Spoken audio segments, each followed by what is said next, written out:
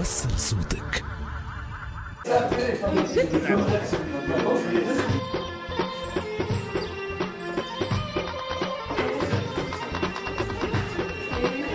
جديد والله برشا حاجات جديدة. هو دابا احنا شونجي الديكور، بدلنا الديكور هذا جديد. اخر هو اغلب الشخصيات معناها تنوعت وتبدلت.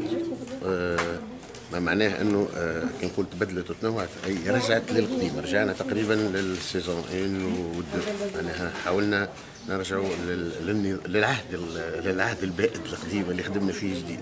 كيما مثلا على مستوى الكتابه، قبل كنا نكتب مثلا السيناريو، كان السيناريو معناها في الاول بكل كان كل حلقه مفصوله على الحلقه الثانيه، معناها ماناش دراماتورجيكمون مربوطين، ثم في الكونديكتور يربطنا، لكن مش مربوطين كما العام الرابع، سورتو العام الرابع والخامس والسادس اللي تحس كانه معناها منه مسلسل اكثر منه مسلسل خفيف روح، معناها يعني كوميك.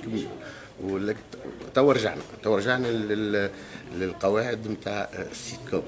هذا على مستوى الكتابه. وبالنسبه لمستوى الاحداث والشخصيات تقريبا ثم برشا، معناها اغلب الشخصيات خفت خاطر الكتيبه هي احنا رسمنا الكتيبه، معناها اذا كان الكتيبه خفيفه روح، دونك الممثلين اللي موجودين معنا كيما كمال تواتي ولا خالد بوزيد ولا يوسف فرحي ولا سماح الدشراوي ولا منى نور الدين وكوثر، معناها ما هماش في حاجه الى انهم معناها بالنسبه للناس يعرفوهم يحبوهم ويعرفوا انهم خفاف روح معناها.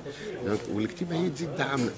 دونك الكتيبه سنه يبدو لي انها معناها محترمه جدا جدا. ولا اولا قبل كل شيء مرحبا بموزايك اللي نحبها برشا واللي كرمتني قداش مره. مرحبا بكم لهنا في الاسباس الجديد سيدي بوسعيد. بدلنا في سيدي العزيزه الفضاء هذايا، حاولنا نحافظ على نفس تركيبه الشخصيه، لكن الاحداث تتغير. يعني سيدتي العزيزه مربوطه بالان وهنا في تونس، نستمد القضايا الموجوده ونحاول ناخذوها باسلوب هزلي، ولكن فيها نقد بحياديه دون السقوط في ايديولوجيا وحزب معين، خاصه في الوضعيه في تونس تو. نحاول نرسموا الابتسامه، مش كان التوانسه برك يتابعونا في الجزائر وفي المغرب ووصلوا تقالوا واحد السيدين موجودين في موريتانيا في ليبيا، ان شاء الله ربي يجمع شملهم. نحاولوا نعديوا الابتسامه البريئه نظيفه. نحاول زاد اقصى ما يمكن حاجه تعدي ممكن في الخدمه نتاعي هي كيفاش ترضي الكبار والصغار.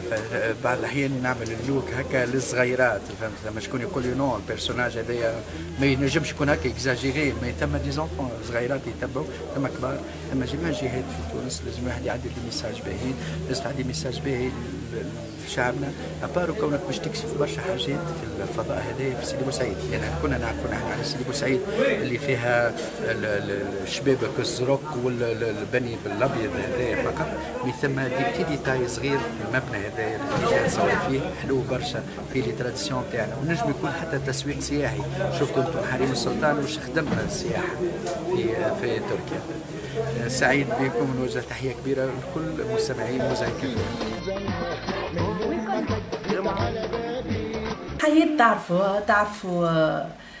تعرفوها معناها كيفاش تصرفها، كيفاش دونك فما احداث جديده، فما نقلب في معناها الديكور كله، في احداث كلها معناها جديده، والباقي تو تكتشفوا. ان شاء الله كل عام وانتم حيين بخير على موزايك، ان شاء الله رمضاننا مبروك الناس الكل. موزايك حبة كبيرة مستمعين موزايك كفاية.